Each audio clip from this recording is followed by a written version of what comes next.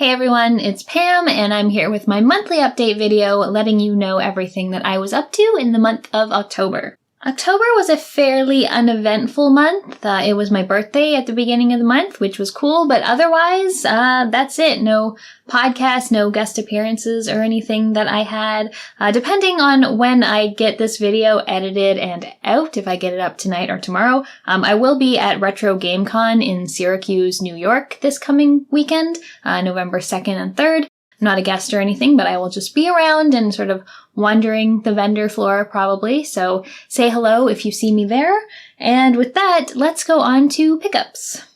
So most of my pickups from October were birthday presents from Will. There was a couple games that he got me. The first one is Dark Cloud 2, which is an interesting one because I've never actually played a Dark Cloud game. I have Dark Cloud 1, but I haven't ever gotten around to it. So this is one that probably won't be played overly soon since I have so many other things sort of further up my list, but it was a nice gift nonetheless.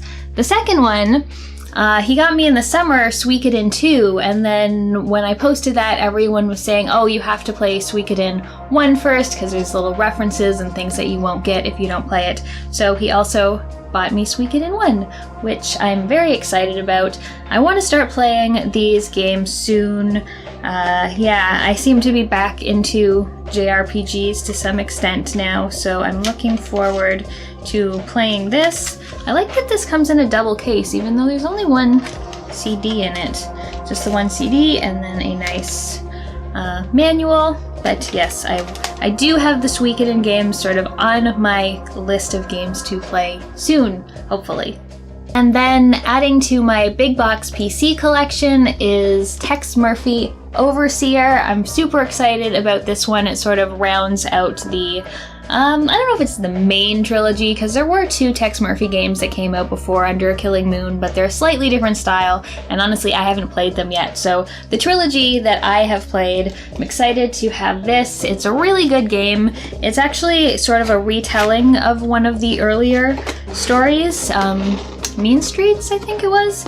But yeah, it's a really nice box. There is a box, the one that I had when I was a kid had a little LED light on the top of this tower, which would light up. This one doesn't have that, so it's full of all kinds of stuff. It's got the disc here. I think this is a 4 CD-ROM set. Yeah, I really like these CD-ROMs. They have all of the characters on them that you can see. There's Tex and Sylvia. Yeah, and then some of the inserts. We've got the user guide. We've got the other Tex Murphy games. There was a little combo pack of Under a Killing Moon and Pandora Directive that they were selling. This game also comes with the most boring catalog I've ever seen. You know how I'm usually pretty excited when games come with little catalogs and you can see what other games were coming out at that time or some things that were announced that never ended up coming out. Since this is Access Software and what they were known for was golf games, the entire catalog is just Link's games. Just golf game after golf game after golf game. It's kind of funny. Maybe I'm just not super into golf games. Every once in a while I'd play one that was like in a bar with a little rolly ball thing, but I've never played a golf game on PC before, and honestly, how different can they all be? But it's funny that it comes with this super boring fall catalog. And the last thing is a little present that I got for myself, and that is the soundtrack to Vampire the Masquerade Bloodlines by Rick Schaffer. This came up for order about a month ago, and it just got delivered today, a few hours ago, so I haven't even opened it up. I figured I would do that on camera. I did bring a knife this time, thought ahead, so let's just open up this guy here. Come on, there we go. So there was a little drama over this recently.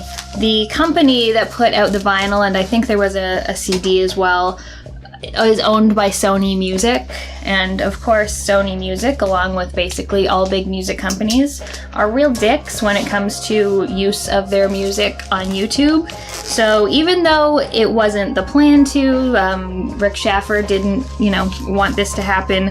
The people who were actually working on this didn't want this to happen either, but Sony Music's little robots crawled YouTube and submitted copyright claims all over the place for use of the soundtrack from Bloodlines, which sucked. So if you were looking on my channel last month, a few of my Bloodlines videos did go down. They were completely blocked because of the copyright claims.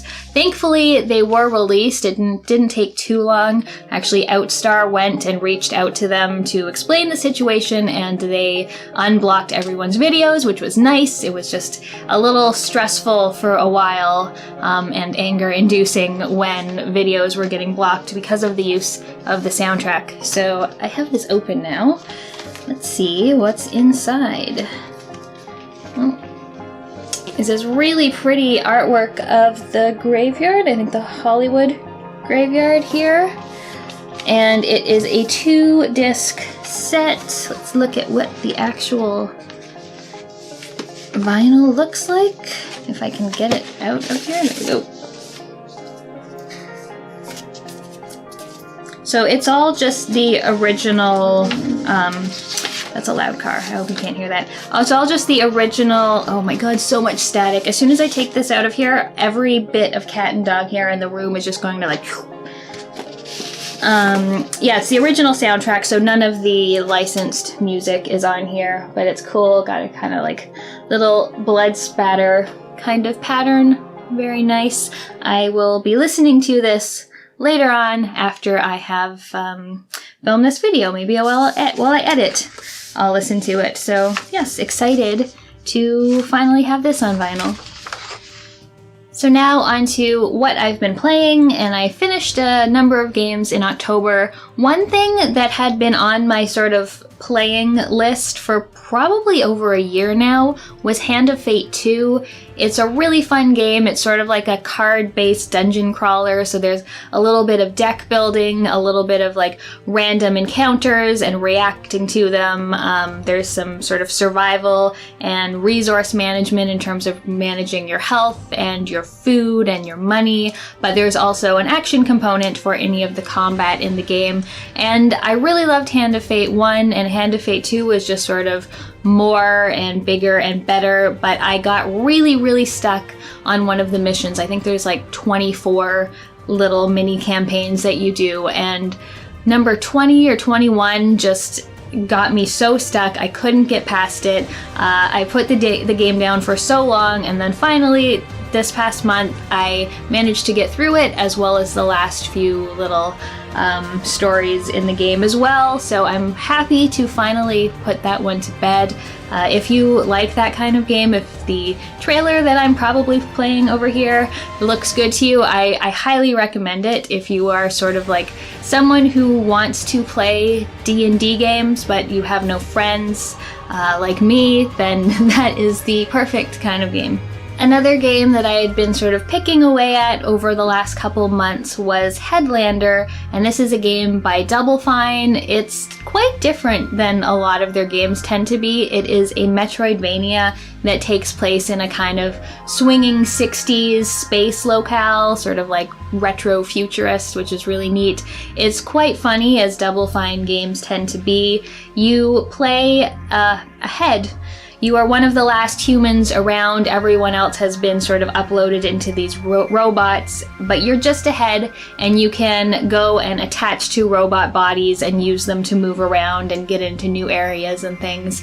The gameplay is decent, sort of not my favorite kind of Metroidvania jumping, fighting kind of thing that I've ever done, but it's decent. But it's more the sort of atmosphere and the humor of the game that really makes it worth playing. And yeah, I had a lot of fun with it. It was probably about maybe 10 hours or so long, and yeah, I really enjoyed it. Another one that I played a lot of in October was Bard's Tale 4. I think I actually backed it on Kickstarter or wherever it did its crowdfunding campaign, and I got my key on PC probably a year ago when it first came out, and I just never got around to playing it on PC. And then it got added to Xbox Game Pass, and I decided I would give it a shot there, and I ended up really liking it. I love those kind of 3D dungeon crawling games, and it took a little getting used to. The combat was quite unique. Not something I've really seen before. It really mattered your position on the field. It was sort of grid-based, turn-based combat, and your attacks all had specific areas that they could go. Some attacks could only attack things in front of you, some had a wider range, and that took a bit of getting used to, but overall it was good. It was just sort of scratch that itch for that 3D dungeon crawling thing. It was often sort of funny, maybe not as funny as the Bard's Tale that came out on PS2 a while back, but it was amusing. The combat was challenging and fun, and the sort of skill ups and all the different abilities that everyone got were quite interesting to use. The game was pretty long, like longer than I thought it would be. It was probably 60 hours or so I put into it. Oh, and there's also lots of really interesting puzzles in it, although I did find that it's all just coming back to me now because I finished it a while ago. It did overstay its welcome at the end. I felt like I had a really good time with it for maybe 40 hours, and then the last quarter, the last third maybe, I was just like, all right, wrap it up now, and it just kept putting you in new dungeons, and they were big, and they had so many puzzles in them. One thing I really liked about the game, though, was that there is a puzzle skip option that you can turn on. You get access to a song that will just open up locked doors for you without having to solve the puzzles attached to them. And even though I generally liked the puzzles, once the game sort of felt like it was overstaying its welcome, I very much appreciated that option so that I could make it to the end of the game without getting too discouraged and wanting to walk away from it altogether. So yeah, The Bard's Tale was good, just a little bit too long for my tastes. In October, a game that I had been highly anticipating came out. Originally, I believe it was called No Truce with the Furies, but at some point the name got changed to Disco Elysium, and it is an isometric CRPG. The closest thing I can compare it to is Planescape Torment, so that should tell you a lot about how much I enjoyed the game. It's very story and character focused. I had such a good time with it. It was shorter than I thought it was going to be, which is actually a good thing for me. I've heard that it was a 50-hour game. It definitely did not take me 50 hours. It maybe took me 20, which maybe will turn some people off the shorter length, but that was good for me. It didn't need to be 50 hours long, although it does invite a lot of replayability because there is so much character development and customization and different ways that conversations could go. I honestly thought this game was so good. The writing was excellent. It was super political. It was super hilarious. Everything was really, really funny, and I loved how the character was made. I'd actually like to make a video about it in the future sometimes, because when I talk about role-playing games and what I think a role-playing game is, like this is what I think a role-playing game should be. So yeah, nothing but praise for it. Just to give you a little more examples, there's, I think, 16 different qualities that you can put points into, and all of them basically end up being like another personality or another voice in your head. So when you're having a conversation, you can say like your drama skill, which can help you lie and help tell other people, or tell when other people are lying. It will tell you like, oh, this person's lying or this person's telling the truth. There's another one called Inland Empire, which just is like spooky kind of paranormal knowledge, knowing things that you should really have no way of knowing, and that'll give you information.